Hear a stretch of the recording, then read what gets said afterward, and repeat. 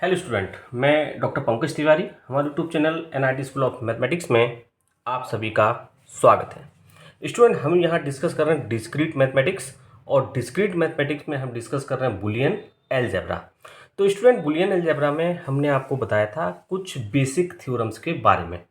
अब जो basic theorems के बारे में हमने बताया था, तो वहाँ हमने कहा था कि सभी बेसिक थ्योरम्स को हम बारी बारी से आपको प्रूव करके दिखाएंगे।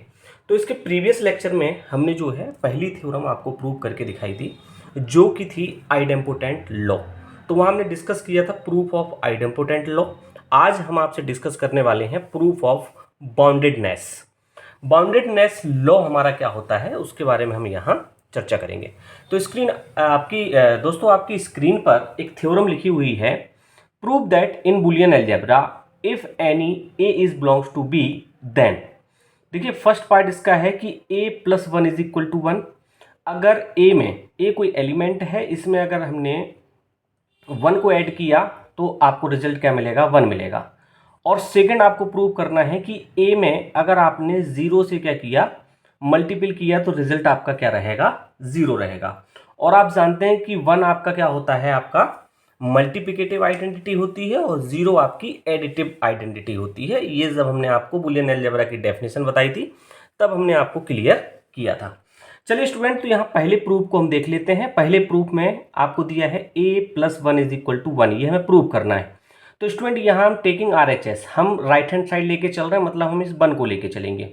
तो हमने यहाँ वन ले लिया। अब स्टूडेंट, वन को हम क्या लिखते हैं, a plus A dash equal to one लिखते हैं। यहाँ साइड में आप देखिए a plus A dash equal to one. अगर हम कॉम्प्लीमेंट लॉ की बात करें, तो कॉम्प्लीमेंट लॉ हमारा कहता है कि अगर a के कॉम्प्लीमेंट, ए का कॉम्प्लीमेंट जो है ए डैश होगा, अगर दोनों को हम ऐड कर दें तो उनका रिजल्ट क्या होगा, वन होगा।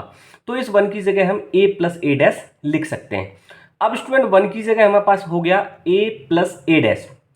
अब स्टूडेंट ध्यान से आप देखें, ए हमने सेम लिखा, प्लस ए डैश में हमने मल्टीपल कर दिया वन का, क्योंकि हमारा आइडेंटिटी लॉ, हमारी आइडेंटिटी प्रॉपर्टी क्या कहती है कि अगर किसी एलिमेंट में हम वन से मल्टीपल कर दें तो हमें सेम रिजल्ट मिलेगा, मतलब ए ही मिलेगा। या उसके हम क्या करें, कॉम्प्लीमेंट में वन से मल्टीपल कर दें तो हमें उसका कॉम्प्लीमेंट मिलेगा, है ना, मतलब सेम चीज़ है। तो अगर हमने ए में वन से गुणा किया या उसके कॉम्प्लीमेंट में वन से गुणा किया, रिजल्ट आपको सेम मिलेगा।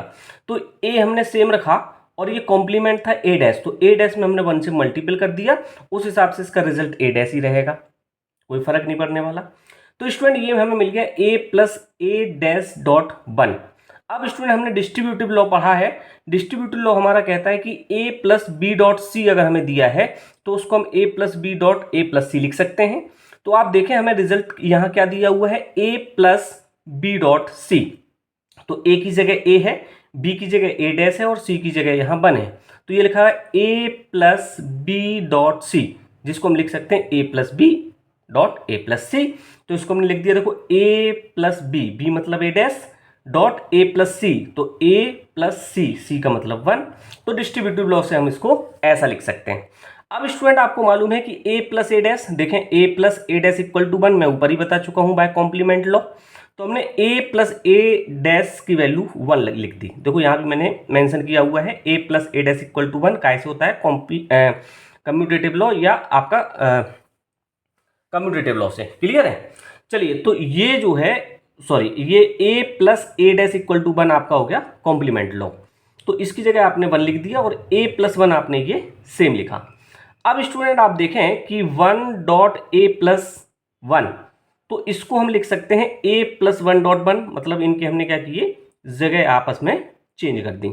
ऐसा कर सकते हैं, देखिए मैंने इसकी जगह क्या करती है, आपस में चेंज करती है, a प्लस वन पहले लिख दिया और वन हमने बाद में लिख दिया। ठीक है, कम्यूटेटिव प्रॉपर्टी हमने पढ़ी है, अगर हम जो है उनके ऑर्डर जो है चेंज कर सकते हैं। One dot A plus one, तो इसको हम लिख सकते हैं A plus one dot one. अब स्टूडेंट, वन से मल्टीप्लाई यहाँ करेंगे तो ये आपको मिलेगा A plus one, identity law से। आइडेंटिटी लॉ आपने देखा होगा कि A dot one equal to A होता है, तो ये इस पूरे को ए मान ले, तो A dot one equal to क्या आएगा, ए आएगा, मतलब a प्लस वन। तो स्टूडेंट, यही आपको प्रूव करना था कि a plus one is equal to one. यहां हम राइट हैंड साइड लेके चले और हमने लेफ्ट हैंड साइड क्या कर दिया, प्रूव कर दिया, हैंस प्रूव। तो स्टूडेंट, आपको यहां फर्स्ट पार्ट समझ आ गया होगा। अब हम इसके सेकेंड पार्ट यहाँ डिस्कस कर लेते हैं। तो स्टूडेंट हमारी थ्योरम ये थी, prove that in Boolean algebra if any A is belongs to B, then हमें प्रूव करना था a + 1 = 1, जो हम प्रूव करके आपको दिखा चुके हैं। सेकंड पार्ट आपका था a.0 = 0, तो ये सेकंड पार्ट हम यहाँ प्रूव करते हैं। सेकंड पार्ट है आपका a.0 = 0। तो यहाँ भी स्टूडेंट हमने क्या किया, taking RHS, right hand side लेके हम चल रहे हैं और लेफ्ट हैंड साइड हम यहाँ प्रूव करेंगे। तो स्टूडेंट मैं 0 लेके चल रहा हूँ और 0 से मैं आपको प्रूव करके दिखाऊंगा कि a.0 कैसे आएगा। तो स्टूडेंट 0 को हम लिख सकते हैं a.a', मतलब a और उसके कॉम्प्लीमेंट का अगर हम मल्टीपल करते हैं तो क्या आता है, 0 आता है। क्लियर है। तो a.a', 0 की जगह हमने लिखा a.a'। अब स्टूडेंट a.a' को हमने यहाँ सेम लिखा और इसमें हमने एक 0 क्या कर दिया, ऐड कर दिया। 0 ऐड करने का मतलब ये है कि a + 0, a में अगर किसी एलिमेंट में 0 आपने ऐड किया तो एलिमेंट ही मिलेगा। तो सेम कंडीशन इसके किसके साथ होगी, आपके a के कॉम्प्लीमेंट के साथ। अगर a में 0 जोड़ रहे हो तो a मिल रहा है, इसी तरीके से a' में अगर आप ऐड कर रहे हो 0 तो आपको क्या मिलेगा, a'। ये कहां से आया स्टूडेंट, आइडेंटिटी लॉ से। क्लियर है, क्योंकि 0 हमारी क्या होती है, एडिटिव आइडेंटिटी।